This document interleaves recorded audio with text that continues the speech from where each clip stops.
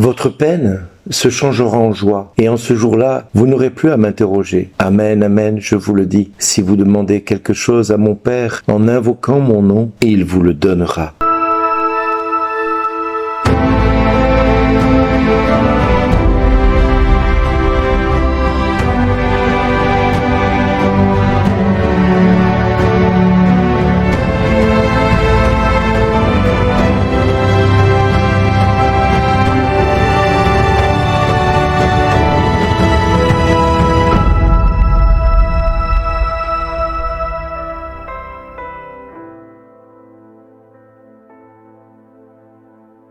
Bonjour les amis, nous commençons notre avancée vers la Pentecôte, 10 jours où le Saint-Esprit va bientôt se manifester. En revivant le Cénacle pendant ces 10 jours, nous allons voir Marie, la mère de Jésus, la mère du bon berger, du bon conseil, converser avec les apôtres, une conversation cordiale et riche, où tout va être occasion de se rappeler les joies partagées avec le Maître, les journées pascales, puis l'ascension, et enfin les promesses de Jésus. Les souffrances des jours de la Passion sont devenues désormais des mauvais souvenirs, mais elles transportent avec elles la joie. Oui, quelle chaleureuse ambiance devait-il se vivre à ce moment-là dans le Cénacle en attendant la venue du Saint-Esprit. Et celle qui les attend selon ce que Jésus a dit, c'est cette joie avec impatience. Et pourtant, on peut voir ici Marie, reine des apôtres, épouse du Saint-Esprit, mère de l'Église naissante, on va dire consolatrice des âmes, qui va nous guider pour nous permettre de recevoir les dons et les fruits du Saint-Esprit. Elle qui connaît très bien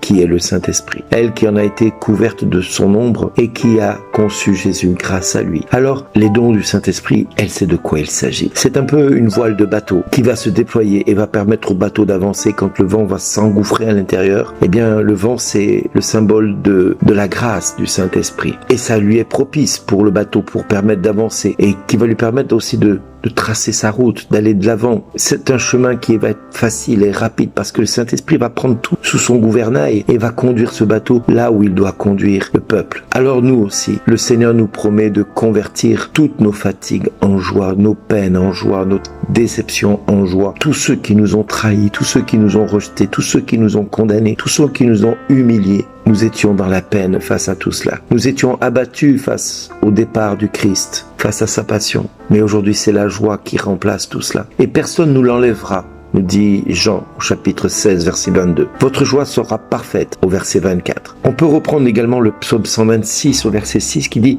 « Il s'en va en pleurant, il jette la semence, il s'en vient en chantant, il rapporte les gerbes. » Toute cette semaine, l'Église, par sa liturgie, va nous parler d'une forme de rajeunissement, d'exultation, de jubilation qui va s'installer au sein même de ce Cénacle et que l'Église nous invite à partager et à vivre. Une félicité sûre et perpétuelle à laquelle nous sommes appelés à communier. Tout nous portera à vivre un temps de prière plus intense, un temps de prière plus présent. Nous pouvons commencer cette neuvaine dès aujourd'hui pour la finir le jour de la Pentecôte en disant au Seigneur, viens manifester ta joie dans ma vie. Je veux que là où tu es, Seigneur, je veux y être moi aussi. Et je veux vivre de ce que tu vis. Je veux être dans cette joie qui t'a animé, de rejoindre le Père. Parce que je pense que ce moment-là a été pour toi des retrouvailles d'une félicité sans nom. Eh bien nous aussi, nous voulons être dans cette joie avec toi, Jésus, dans cette joie de ces retrouvailles avec ton Père. Parce que la joie fait partie intégrante du chemin du Fils et de la Fille de Dieu que nous sommes. Cette joie, elle est une joie surnaturelle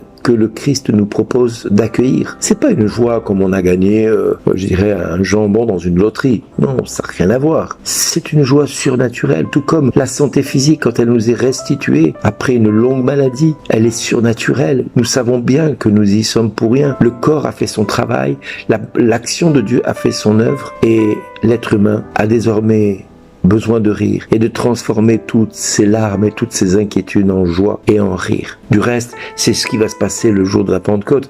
Les apôtres seront ivres de joie et le psaume dit « Ivres de joie, vous puiserez les eaux aux sources du salut ». Eh bien oui, Saint Paul nous dit aussi que tout concourt au bien de ceux qui aiment Dieu. Eh bien oui, croyons que ce moment-là que nous pouvons vivre, ces 10 jours qui nous conduisent vers Jésus, qui nous conduisent vers cette Pentecôte, va être une occasion pour nous de jubiler, de rentrer dans une action de grâce permanente. Pourquoi? Parce que tout est pour le bien. Tout nous conduit à passer vers le bien. Et du reste, si nous prenions le dernier verset juste après cet évangile, il nous dit quoi? Amen, amen, je vous le dis, si vous demandez quelque chose à mon Père en invoquant mon nom, il vous le donnera. Quelle raison avons-nous de plus pour nous réjouir, puisqu'il va nous donner ce que nous allons lui demander? Alors, pensons à cet instant que Jésus a vécu, à la naissance du Seigneur, où les anges, même si la situation de Marie, de Jésus et de Joseph n'était pas très enviable, parce que dans une crèche, les anges se sont mis à chanter, remplis de joie, et ont invité les bergers à se réjouir parce qu'un sauveur leur était né. Et ils leur ont également dit, paix aux hommes de bonne volonté, rentrez dans la joie, car un sauveur vous est né.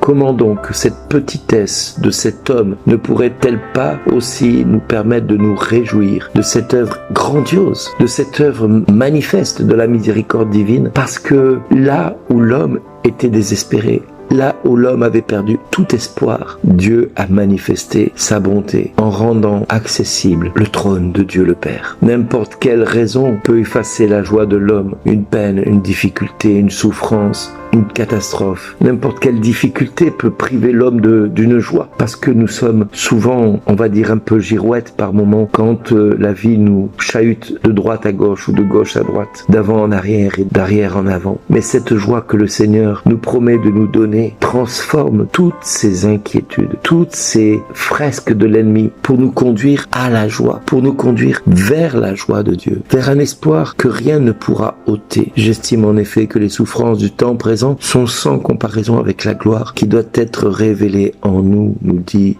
l'apôtre Paul en Romains 8, 18. Voilà ce qui nous est dit. Voilà ce que Paul nous rappelle, que nous ne devons pas nous désespérer ni même nous inquiéter de ce que nous allons vivre, parce que tout concourt à notre bien. Alors je prie le Père maintenant qu'il déverse dans votre cœur l'ivresse du Saint-Esprit, qu'il vous fasse contempler la joie d'être fils et filles de Dieu, co-héritiers de la grâce. Vous êtes fils et filles de roi. Vous êtes héritiers et donc par cela même, vous êtes en pleine capacité de vous réjouir maintenant. Oui, Papa, donne à ton peuple l'action de grâce en toutes circonstances. Donne à ton peuple de pouvoir se réjouir dans tous les moments de son quotidien, de sa vie quotidienne. Oui, Papa, donne à ton peuple l'envie de pouvoir te dire merci Jésus, d'avoir fait de moi un témoin de ton amour.